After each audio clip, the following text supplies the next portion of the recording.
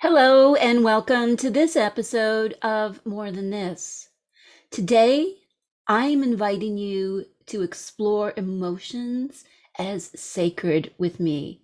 Absolutely, our feelings are a way for us to connect to what's going on in our bodies, to our intuition, and to the deeper world. Emotions really are a key for showing us that we are so much more than this.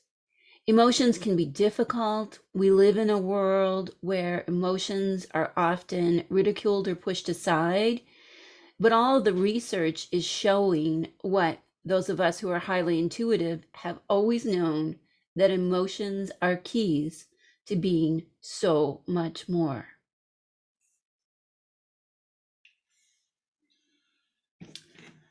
Let's begin with our opening ceremony. So for today, I am using a moon goddess candle that I made, and I have the sacred smoke of yarrow to offer as we cast our circle around counterclockwise to banish anything that is troubling us and just start to feel that release.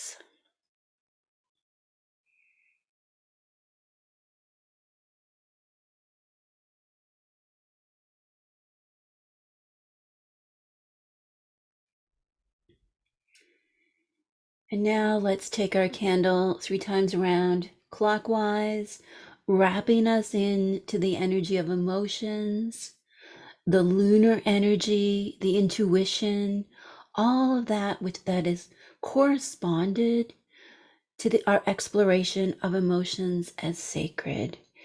And my blessing for you today, of course, is the moon in all of her phases, and yarrow, which is an amazing healing plant that I wrote about in Entering Hecate's Garden. Our invocation for this episode is from my book, True Magic. Just close your eyes and enter into this space and just hear these words to set the tone for our exploration of emotions as sacred. I am fire that burns, air that breathes, water that pours, earth that grounds, and spirit that soars. I am feelings, actions, thoughts. I am the watery depths of the underworld, the starry heights of the upper world, and all points in between. I am eternal, strong, and wise, powerful beyond measure, sovereign, free, true, which I am.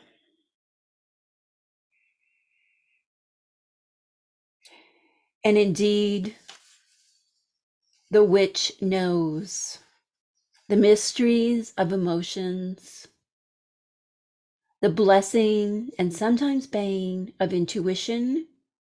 And intuition is the voice of emotions. I want to say that again. Intuition is the voice of emotions. The feeling in the pit of our stomach, that knowing, that ick factor feeling that has no rational explanation, but the body is emoting something. You are feeling that because the intuition is telling you things aren't right.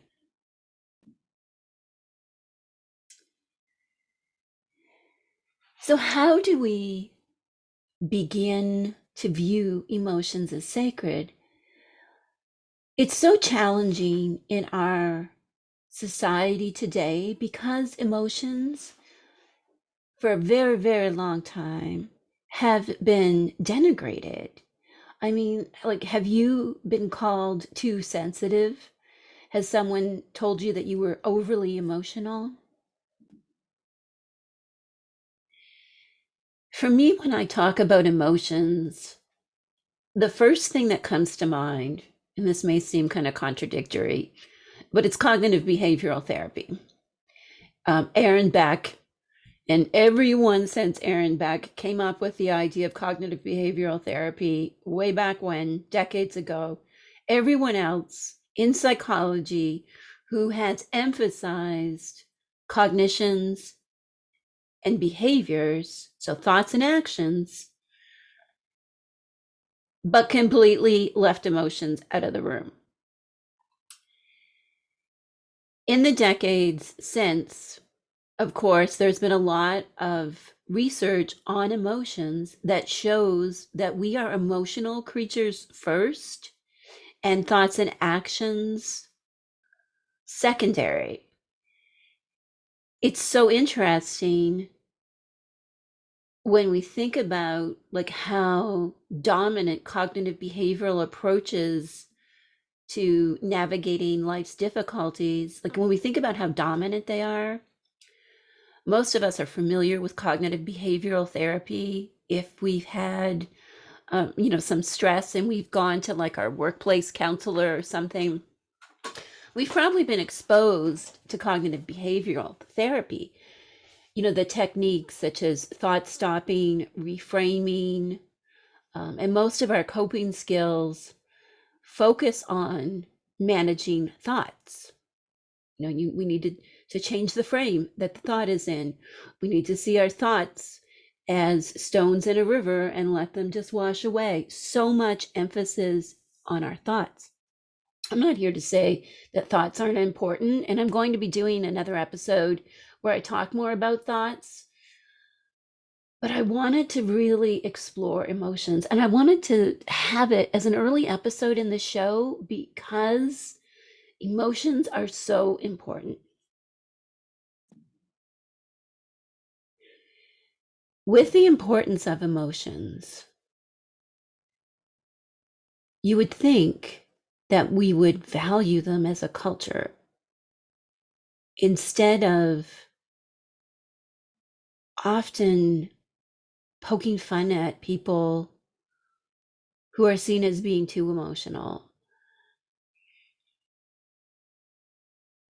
And generally, it's more acceptable for people who identify as women to be emotional. But even then,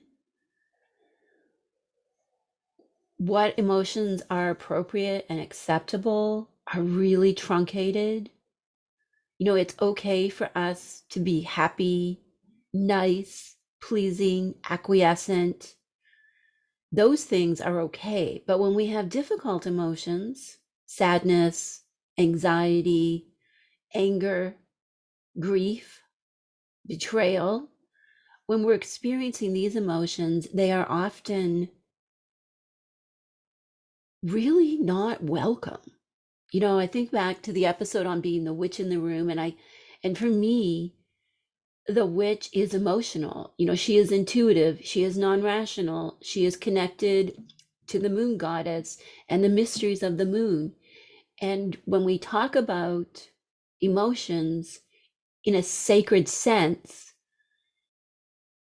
we need to see them as spirits that flow from the Great Mother as the moon goddess. See that lunar energy pouring out all of the emotions so that we can see that they are all sacred. For many of us, the big challenge, because of this conditioning we've had around emotions, is to just allow them to be what they need to be, to listen to the emotions, to not distrust them, not distrust those feelings when something just isn't right, or when all of a sudden we are overcome by a certain emotion, not to push it away and say, oh, there must be something wrong with me for feeling this, but to see those emotions as spirits that are inviting us in to explore them more. If we are feeling elated, incredibly joyful, to dance with those feelings and hang on to them, create a memory. So when we are experiencing emotions that are really challenging, we can perhaps take a break from our explorations of the challenging things and revisit the times we felt joy. Emotions are amazing, magical tools that we have. And if you're like me and you do practice natural magic, I'm going to tell you, like all natural magic is about emotions. If we are doing a spell, creating a talisman, working with our crystals and our herbs, we may have like a cognitive intention. So we may have a statement that we wrote out, or we may even have a more elaborate incantation. But fundamentally, what is under the words are feelings. If we are doing some kind of working because we want to find a romantic partner, well, we're lonely. We desire love. We have love and it has no place to land. Those are all emotions. If we are stressed about money and concerned, worried, maybe even anxious, and we do something to help manifest better finances, the money might be the tangible object, but what's driving that is the emotion of feeling stressed because we don't have enough.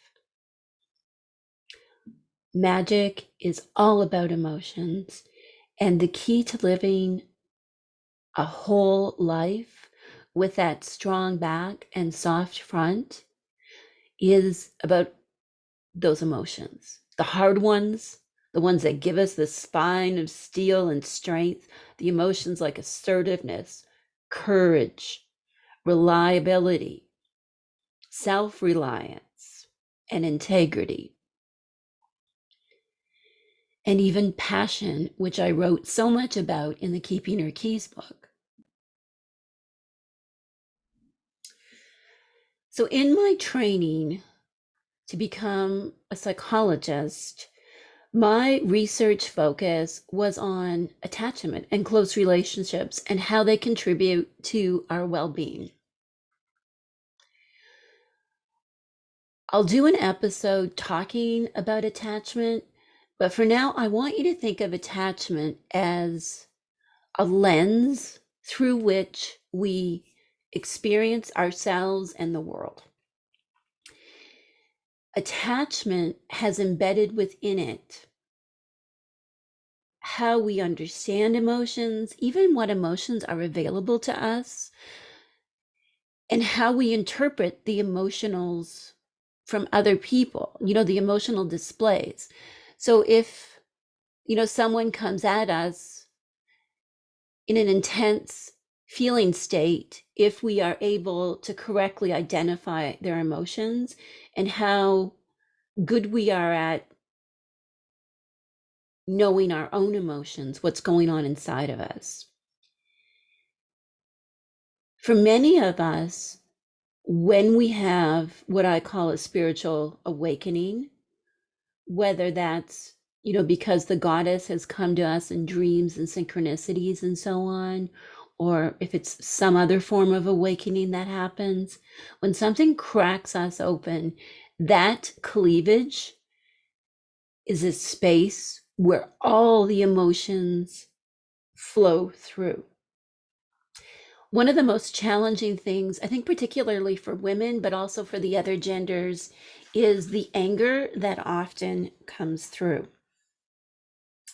For a lot of us, we have been programmed to see anger as unacceptable. But anger truly has a place on the altar of sacred emotions.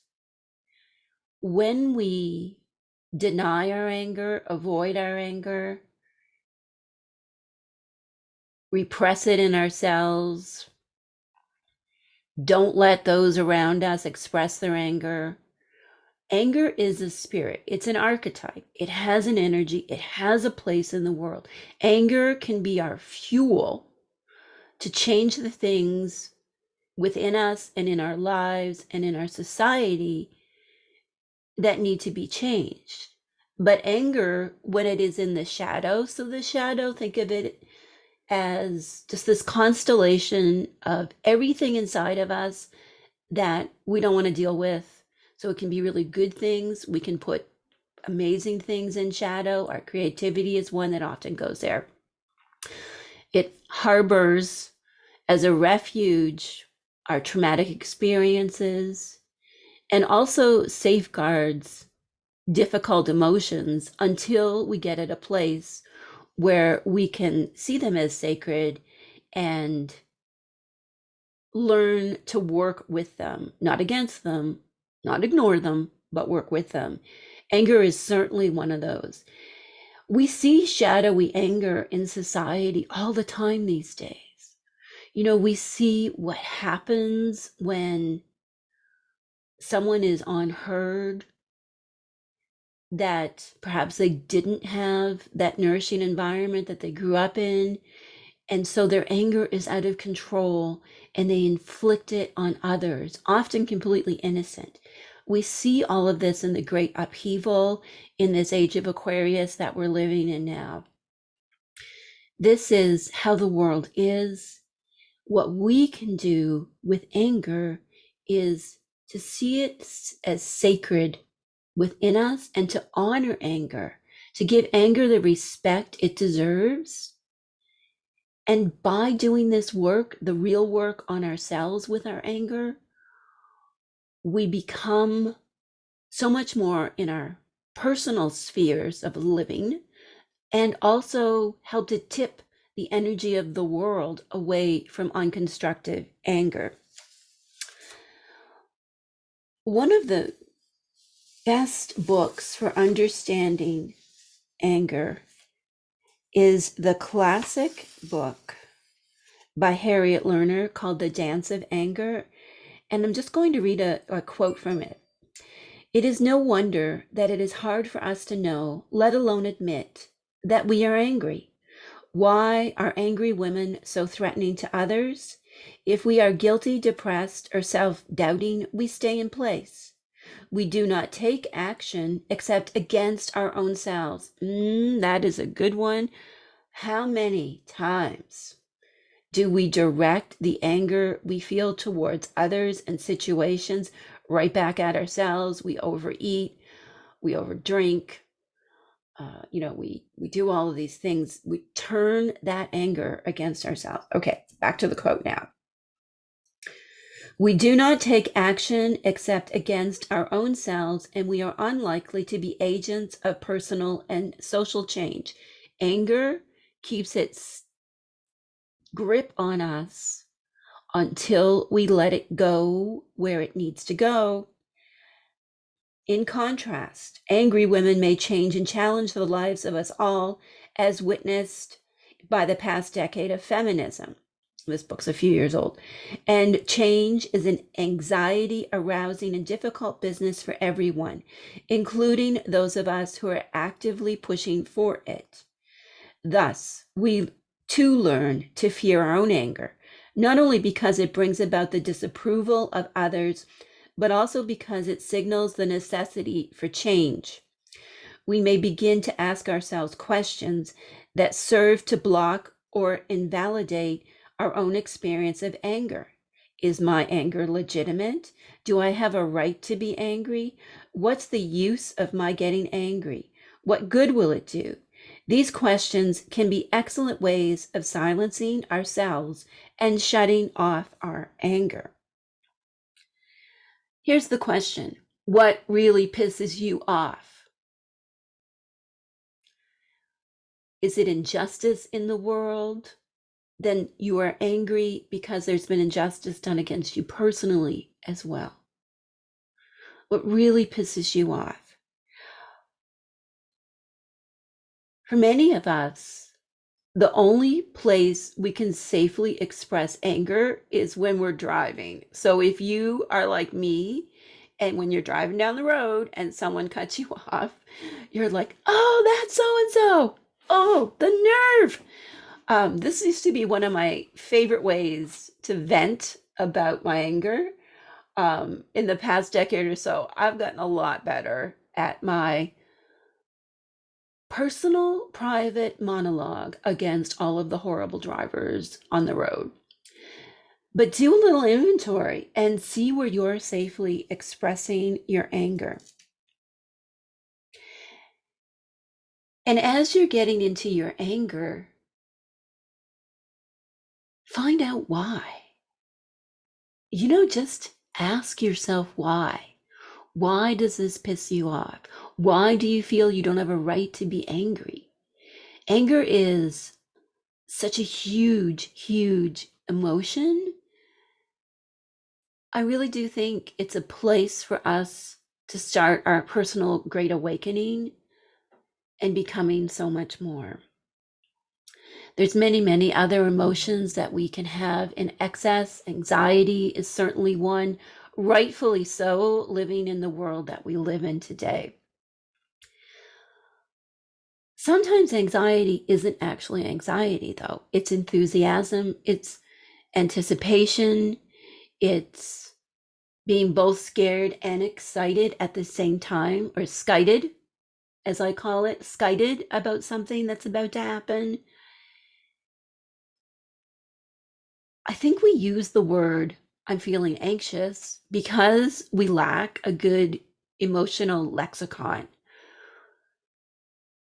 Because again, all connected back, to the goddess as being lunar, this denial of anything that is not rational, thought based, put it on the table, let's measure it, let's change it and control it. And ultimately, this is all for growth, growth, growth. And growth is about making more money, climbing up the career ladder in kind of a, traditional mainstream way. Anything that violates that is suspicious within our cultural kind of value system. And so we don't have these words to say what we're actually feeling. We kind of only have a few. We're anxious, we're depressed, we're stressed out. And then there's like happy, which is just like this catch all term for when we're not any of the difficult emotions. All of the different ways of experiencing happiness, contentment, which is a peaceful kind of state of being, like all is well. Joy, which is that feeling of just being in harmony with all the universe. Happiness is often linked to like doing something. And it can certainly be linked to events or buying something. Happiness tends to be more fleeting. And the research supports that idea as well, that happiness is more fleeting.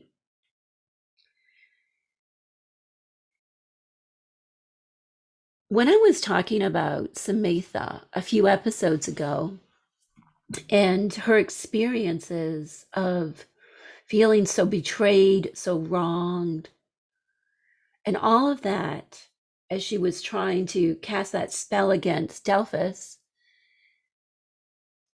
she was dealing with these difficult emotions, anxiety, anger, all of these things, and using them in a spell that was designed to bring her emotional release. Artemis, Diana to the Romans, who is often merged with Hekate, very close companion to Hekate, she is a great teacher, a true ally for helping us explore all of our emotions. One of my favorite stories about Artemis is the day she was celebrating her own wild self in a lake. So she was in water. The element of water governs emotions. A man came upon her. Artemis is just minding her own business, doing some self care. He comes upon her, and she's outraged at this violation, rightfully so. Then she turns him into a stag, and then she turned his own hounds on him. A little vicious for sure. Hounds, of course, are so associated with lunar goddesses. There's also Circe's rage over the man who invaded her island and she turned him into pigs. And Medea's fury when she is betrayed. And, I wrote about their stories in my book, Entering Hecate's Garden. In these myths and countless more, there are all these stories of women who are outraged and trying to rectify the situation, and that they're seen as absolutely terrifying by the power structure. It's like a woman's emotions are the thing to be scared shitless of. And why is that? When we know that emotions are so important. There's a really interesting book called The Goddess versus the Alphabet that talks about how the rise of written language is correlated, according to the author, by the decline of the goddess. And a lot of the research that the author presents in the book is quite controversial. It's all about left brain, right brain. I would kind of reframe that a bit to say that the decline of the goddess correlates with the rise of rationality and the emphasis on the mind rather than feelings. So thoughts instead of emotions, what is linear and logical over what is intuitive and cyclical, the written letter as opposed to the symbol, because symbols are evocative of emotions. And we often express our emotions through symbols. So that's what I would say, that it's not so much written language, it was what kind of swept the goddess aside. I would say it was that shift started much before the Roman Empire, but really escalated and took hold with all of the Roman cultural values, where intuition and emotions were really pushed aside. Logic, reason, and so on was what was valued. And because archetypally the feminine is associated with emotions, and emotions are associated with the intuition, and the emotions and the intuition are associated with natural magic, that all of these are tangled up together. And any practice of devotion to a goddess or natural magic that doesn't put altars of emotions right in the middle of it is going to be a really hollow practice. The more we connect with our emotions, the stronger our practice will be, and the more whole we become. Anxiety is an epidemic in our culture. There's so many people on pharmaceuticals for having anxiety problems, and clinical anxiety disorders certainly exist. On my experience, though, most of this is anxiety that is well-founded. We have reasons to be anxious. We have reasons to be anxious living through this pandemic. We have reasons to be anxious when we're not taking good care of ourselves. We have reasons to be anxious when our relationships are really dysfunctional. Anxiety is not the problem in those cases. Anxiety is the invitation. It's like anger. It's a call to action. Beginning to see these difficult emotions as ways to change shifts the whole paradigm around how we see them. When we live in a world that says the only acceptable emotion is happiness and niceness, especially for us women, when that's what the power structure is force feeding us, it is a wild act of rebellion to say, I am angry, I am anxious. I do not deny it. I sit with them and I see what they want from me and dialogue with them about what they are telling me, what keys they are offering me in order that I can heal into my own wholeness. In the Keeping Her Keys book, I shared three key principles: passion, kindness, and integrity.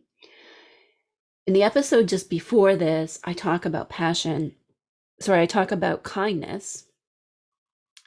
I talk about kindness in the episode just before this one. Passion is an emotion that we are often afraid of, just like anxiety and anger. Why is that? Why is the eros, the desire that we naturally feel, something that we've been taught to fear? Passion is so important. If we don't have a passion for our lives, if we don't have that eros, that energy, that vitality, then our lives are really, really empty. And we don't feel that we're more than this. We feel small and tiny and trapped and chained. Passion is a way for us to follow what Joseph Campbell called our bliss. What do you feel passionate about? I'm certainly passionate about this work. I'm certainly passionate about the goddess Hekate. We recently had a new moon salon. So the archetype we're exploring this month is Peonios, which means healer. So our studies are around the moon goddess as healer. We had a new moon salon when we made sugar scrubs and rolled beeswax candles using pomegranate and yarrow. And I had such passion for that all day as I was doing other things. I was just excited, enthusiastic, looking for that coming up. Oh, I was so excited, so passionate. Look around your life at what makes you feel that way. You know, passion is enthusiasm, drive, will, motivation, all of these things. Where does that land for you? And then do more of that. Be more passionate. When we ignore passion, like anxiety and anger, it'll keep pushing at us and it'll want to be expressed in ways that are perhaps unhealthy. Compulsive shopping is one example that I certainly fall into when I'm not letting my passion out in ways that are nourishing to me. So, is your passion being expressed in ways that are more shadowy than soulful? Even going for a walk in nature is a way to unleash your passion. And it also will calm your anxiety and your anger. It's a way for you to explore what really is pushing at you, to just let it all go for a few minutes and to just get out there. In the Keeping Her Keys book, I have this exercise called Exploring Hecate's Energy Through Love and Fear-Based Epithets. So epithets are titles or appellations assigned to the goddess Hekate. Many of them that were given to Hekate by ancient writers also apply to other deities, certainly Artemis, Persephone, Selene, Demeter, Cybele, and so on. So there's all of these epithets that are assigned to Hekate. So they're just titles. Like you would say today, you might say, so and so is lovely, thoughtful, caring. Those are epithets that you're giving to that person. So in the ancient scripts we have about Hekate, there's a lot of these, over 300. Many come from what's known as the Greek magical papyri, which for me, when I was researching it, that's where the centrality of emotion in ritual and magic really just boom hit me with all of its emotions. Because in those ancient scripts, the priestess is doing her workings in order to change her emotional state. And it was just so clear. It's like, this is what this is all about. It's not about the surface problem. It's not about being cheated on. It's not about even an illness. It's about how I feel about this. And I need to change how I feel. So, based on that, I created this exercise in the Keeping Your Keys book. It's a really great exercise. Everyone that does it just reports how it changes so much the field of vision when it comes to fear and love. I also have an audio meditation called the Agape Phobos. So, agape is a Greek word for kind of the universal force of love. It's not about romantic love or anything. And phobos is an epithet of Hekate, meaning fear and fearful. So both the one who is feared and the one who has fear, often the two are the same, right? So that exercise is in the Keeping Her Keys book. And I have an audio meditation that I'll link in the Searchy Hub that you can use that to explore the Agape Phobos, going in a little bit deeper into all of that. In part 2 of this episode, Hecate's Help Desk, I'm going to be talking about where emotions are in our bodies. Someone just wrote in this question. It's a great question. I really look forward to exploring it. When it comes to the keys of emotions, go gently on yourself. Go with ease. Try to be an observer of your emotions. Check in with yourself during the day. Do that little body scan.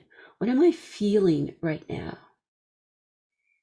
In my school, I teach the 3 necessary questions, which are: what is my mood? Where is my power?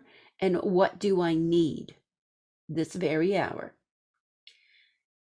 Doing these 3 questions brings our emotions into vision. Even when they're difficult, if we are bringing them into consciousness, we're entering into a discussion with them, because emotions live in the body. And until we allow them to be part of our consciousness, they show up in all kinds of really difficult ways. And I'll be talking more about that in part 2 this week's HHD.